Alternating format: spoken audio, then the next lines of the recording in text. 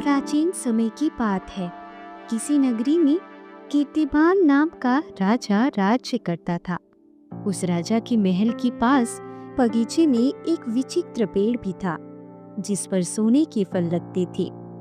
राजा ने उस पेड़ की सुरक्षा के लिए कई सिपाही लगा रखे थे, ताकि कोई भी उस पेड़ के फल को तोड़कर चुरा न ले।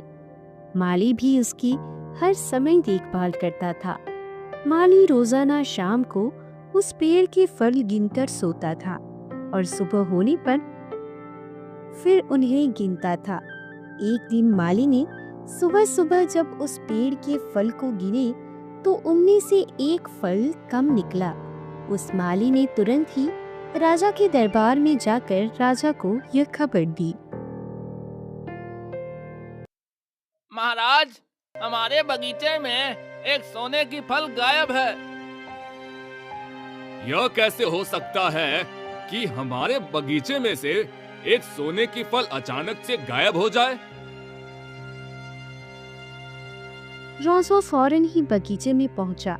यह दृश्य देखकर राजा बड़ा ही आश्चर्य हुआ।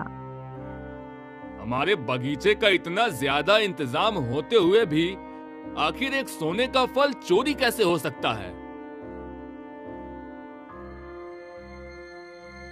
राजा ने अपने दरबार में यह घोषणा की, जो कोई भी व्यक्ति हमारे सोने का फल चुराने वाले चोर को पकड़कर लाएगा, उसे हम अपने दरबार में सबके सामने सम्मानित करेंगे।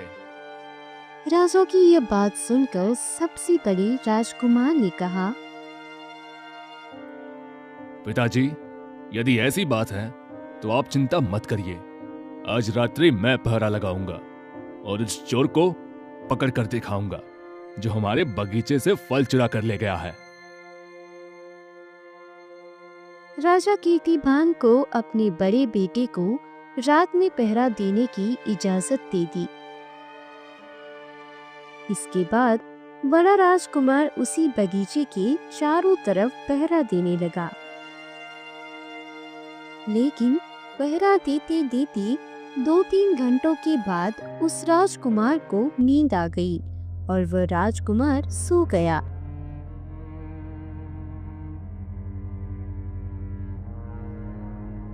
सुबह उठकर के राजकुमार ने जब उस पेड़ के फल गिने तो उसमें से एक फल कम था।